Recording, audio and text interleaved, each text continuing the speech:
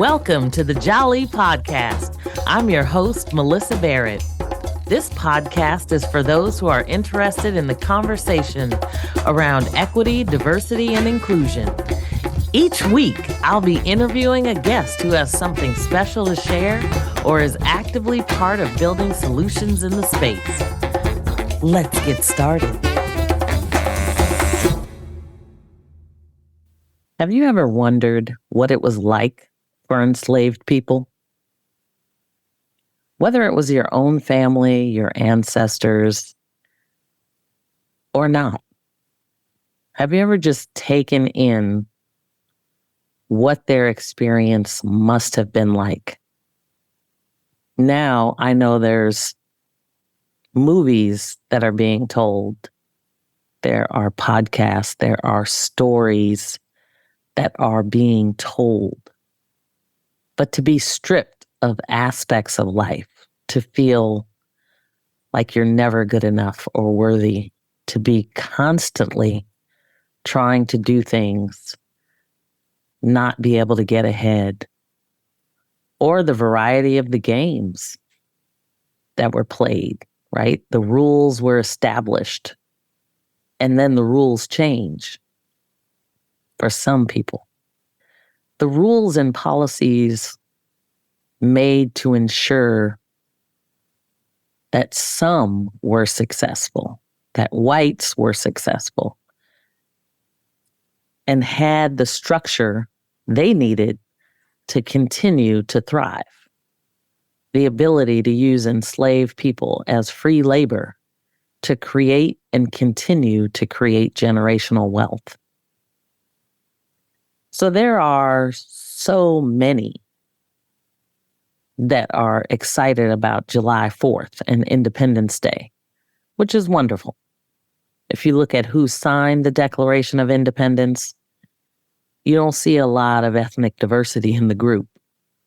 So there are many times when I have heard CEOs talking about things like our founding fathers. I always wonder if they really believe that the founding fathers were ours. And while I can certainly appreciate the work and freedom of the Declaration of Independence, I also appreciate Juneteenth. It's not an either or. You can actually appreciate and acknowledge them both. So what is Juneteenth? While Juneteenth is now finally a federal holiday, Juneteenth commemorates the anniversary of General Order Number 3, issued formally by General Gordon Granger on June 19th, 1865, informing Texas residents that slavery had ended and proclaiming freedom for enslaved people. So let's think about this.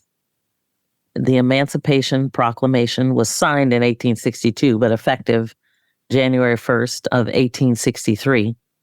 And here we are, let's just say, in 1865, and slave owners were blatantly disregarding the law and still using slave labor. It's not that people weren't aware that slavery was over. I think people may be under some impression that nobody knew what was going on in the rest of the country.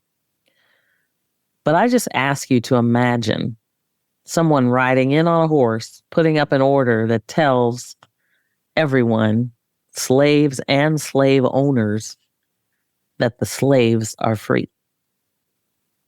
The celebration of Juneteenth, originating in Galveston, has spread throughout the U.S., of course, starting in Texas, celebrating African American culture. It didn't end slavery in states that remained in the Union.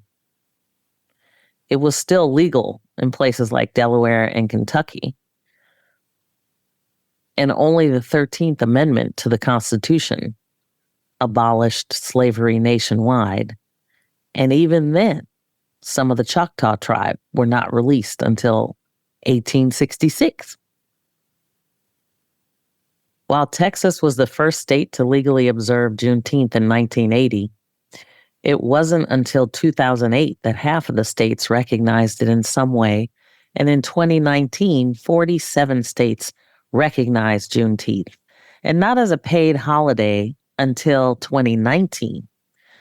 With the aftermath of George Floyd, more states designated Juneteenth as a paid holiday.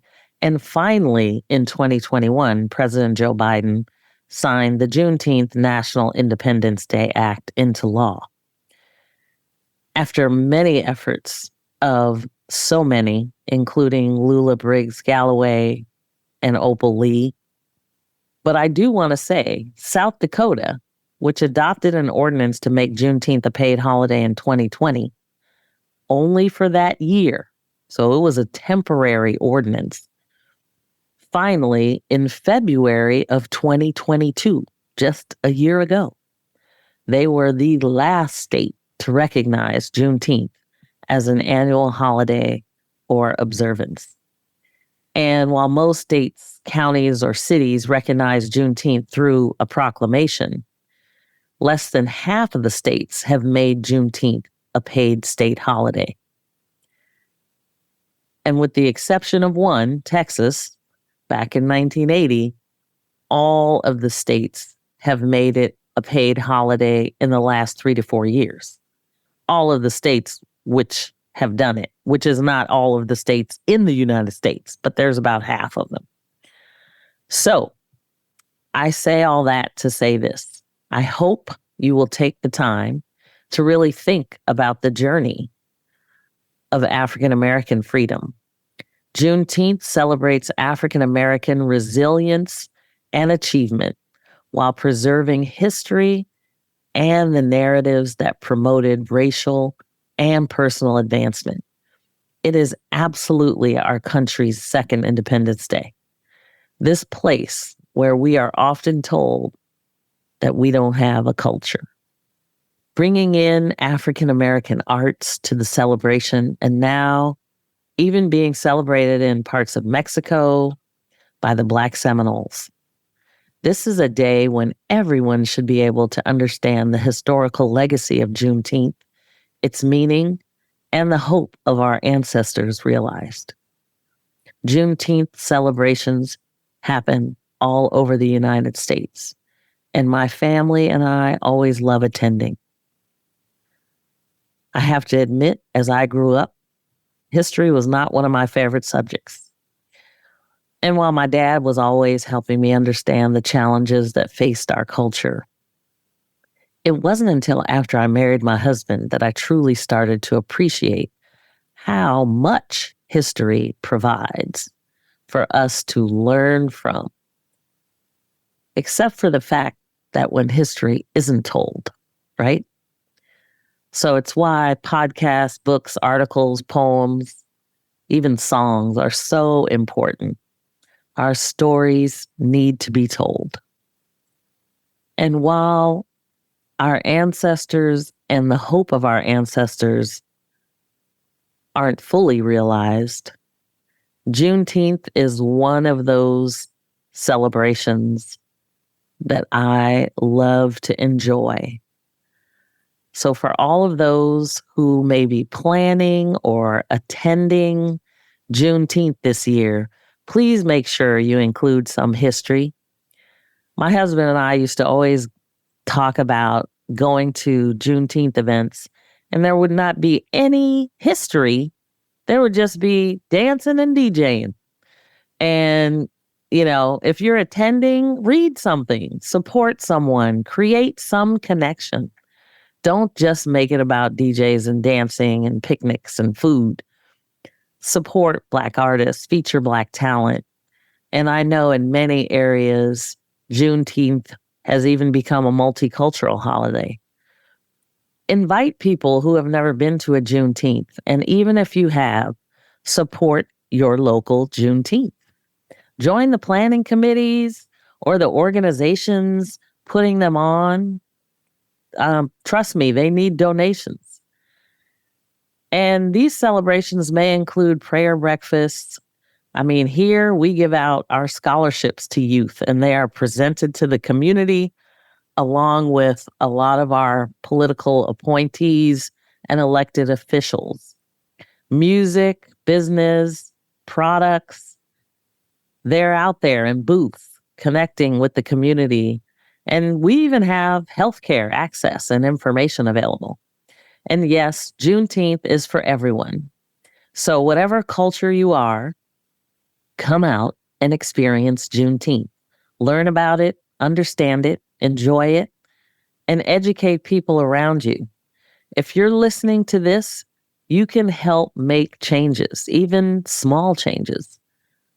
Just begin by talking about the subject to maybe someone that is not familiar with it.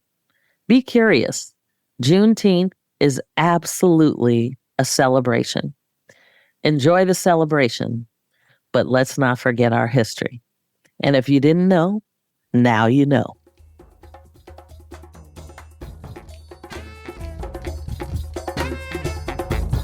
Thanks for joining me on the Jali podcast. Please subscribe so you won't miss an episode. See you next week.